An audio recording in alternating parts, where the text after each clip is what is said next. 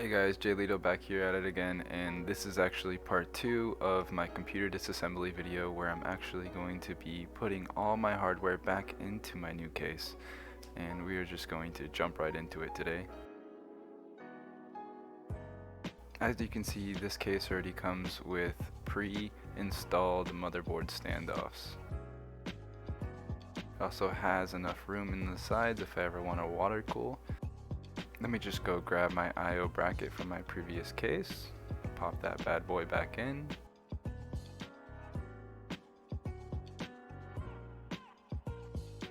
And after that, we can go ahead and just grab our motherboard.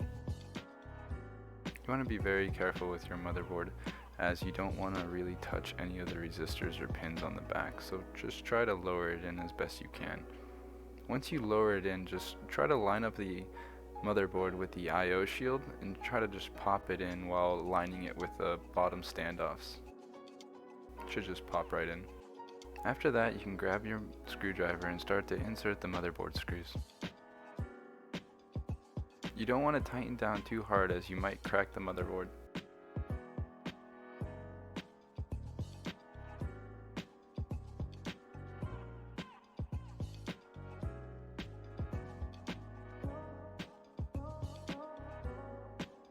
After you insert all the motherboard screws, you can feel free to pick up the case and start to unscrew the back panel.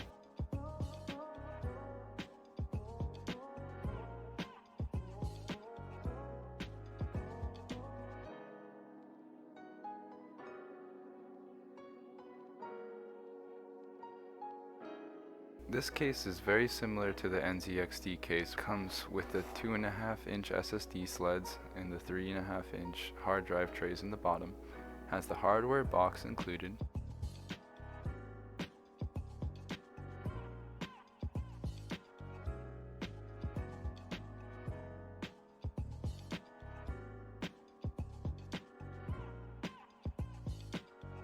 Let's open it up and see what they gave us. Just a bunch of zip ties and screws that are pretty standard with any case.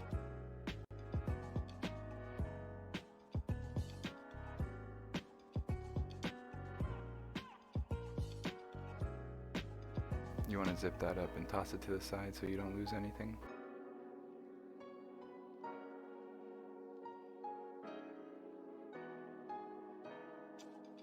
After that, you can go ahead and pull out the front panel connectors that are typically drawn in the front of the case.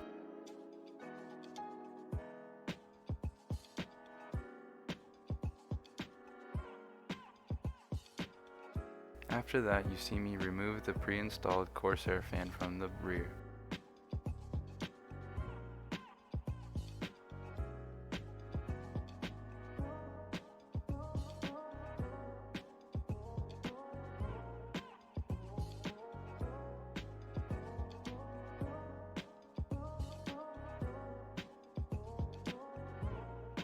After that, I go around my PC and remove the front panel. In this Corsair case, it's just pretty much hard plastic.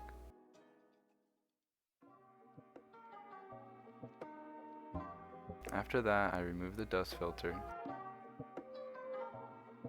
and start to arrange my fan.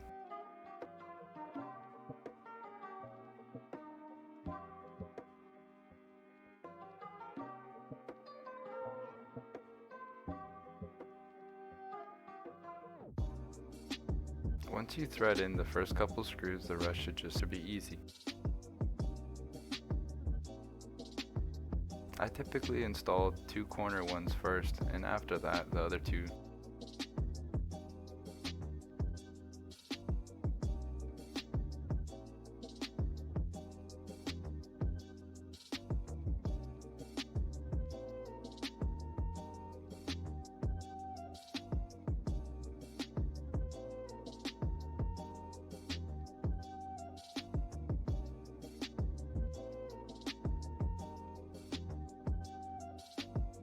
As you can see, I now have all 3 fans set up in a pool configuration at the front of my case.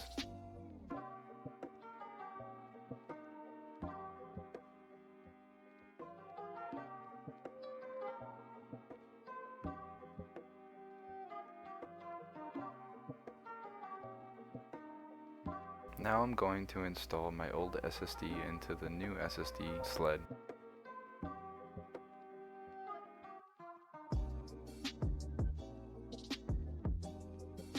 These go on with 4 tiny Phillips head screws.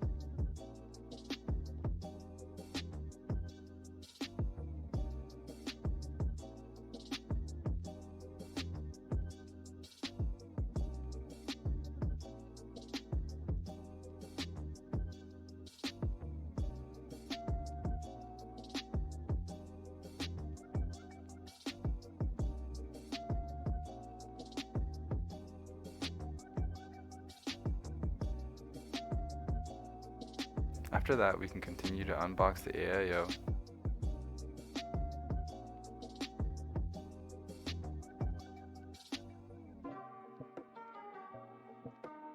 This is my first AIO and it's pretty nice. It's by EVGA. I'm excited about it.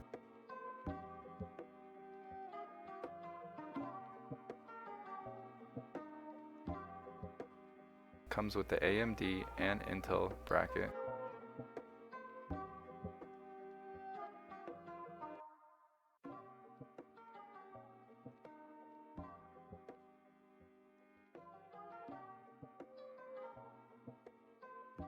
Also comes with pre-installed thermal paste, but we don't want to use that crap.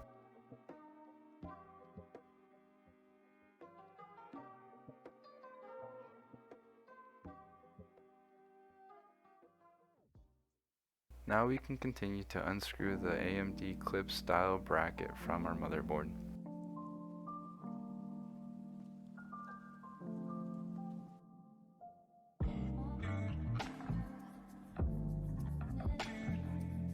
Be very careful as you don't want the back plate to fall out. Now I start by screwing the AIO hardware into the back plate.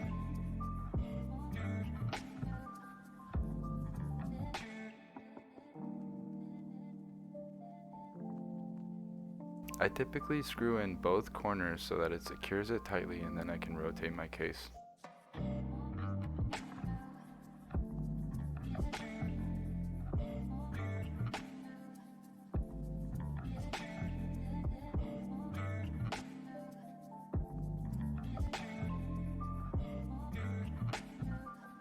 Now you can continue to screw in the other two.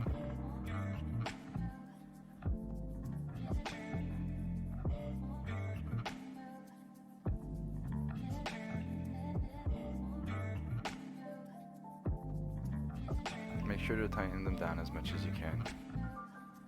Now you can continue to connect all the wires that you can. This is my 8-pin CPU header.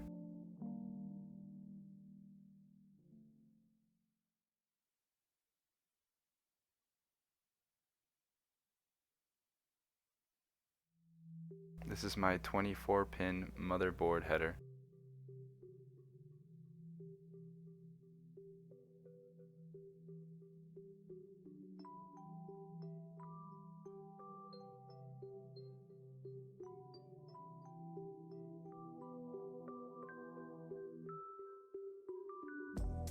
Then connect both SATA data cables to the motherboard.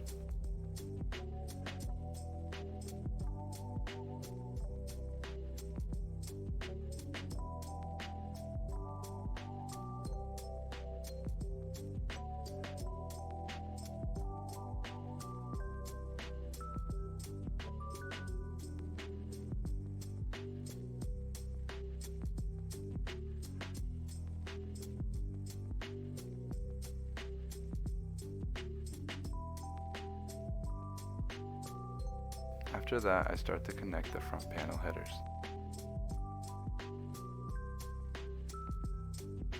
This is my USB 3.0 header.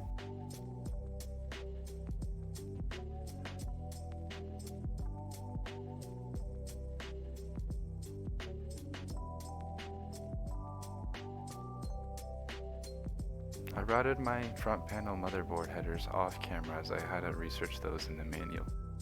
Now I'm presenting the AIO to my case to make sure everything's going to fit nice.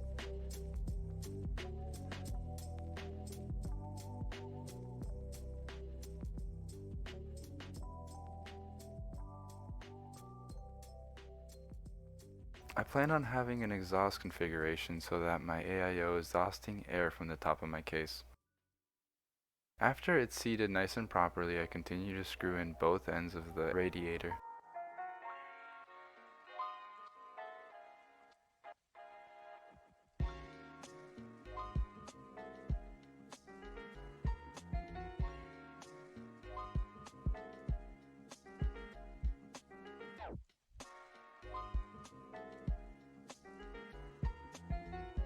You can now attach the AIO copper plate to the CPU. I did it off camera, but you didn't see me remove the pre-installed thermal paste and apply my Noctua thermal paste.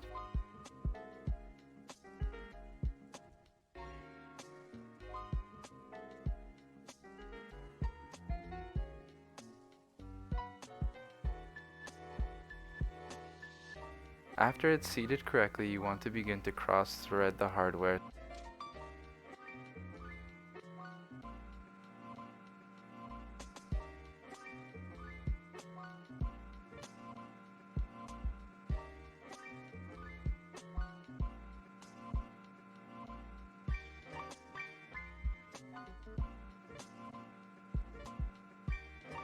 You don't want to tighten one corner all the way down before the other.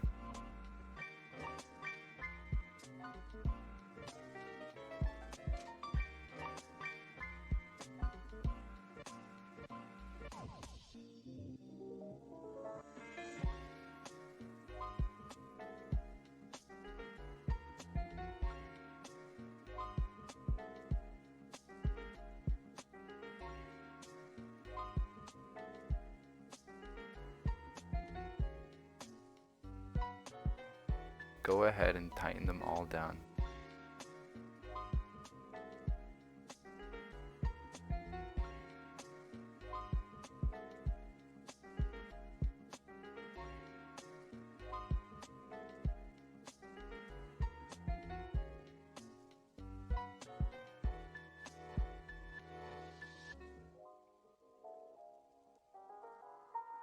After that, you see me connecting the USB AIO pump header. Now we can continue to our power supply. Allocate all the cables that you had pulled out previously and start to plug them back in.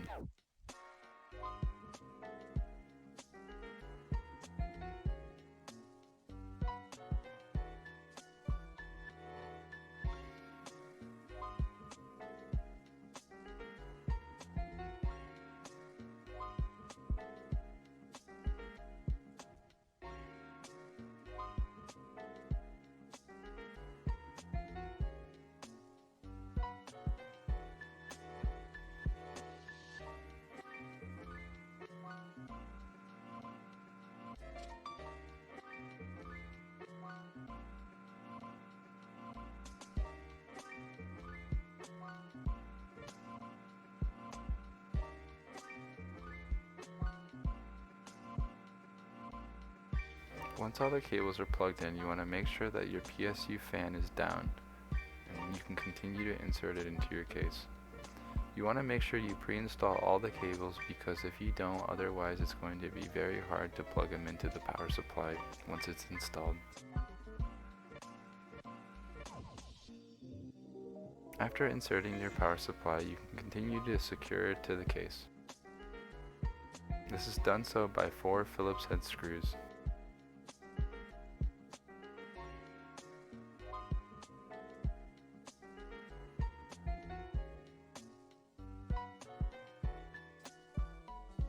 Now we can go back to the front of the case and continue to unscrew the rear brackets so that we can insert our GPU.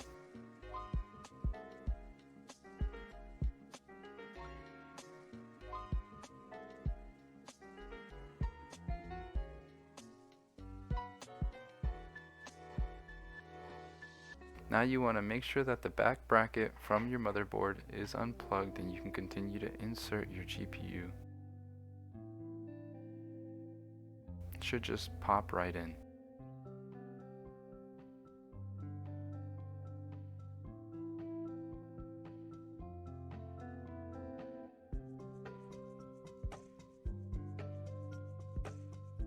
Once your GPU is plugged into your motherboard, you want to continue by inserting the screws that were originally with the back brackets.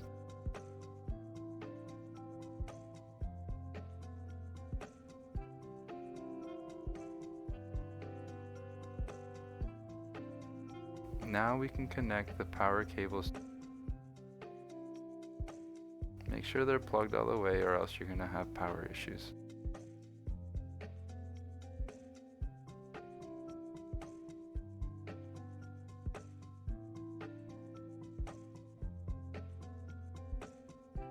And that's pretty much it.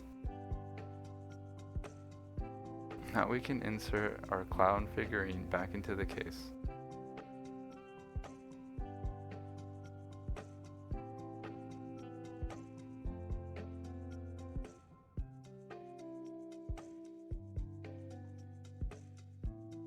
We can continue to reattach the front dust filter and then the front panel as well.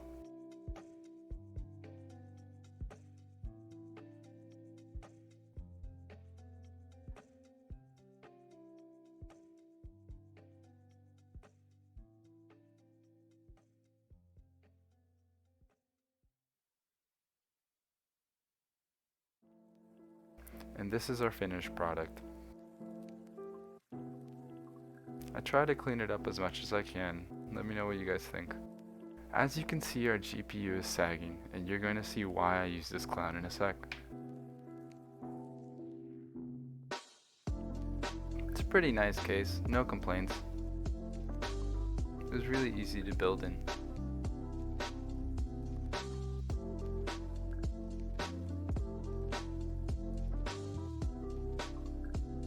Now, as you see, my clown does serve a purpose as it's leveling out my graphics card because I do not have a GPU support bracket.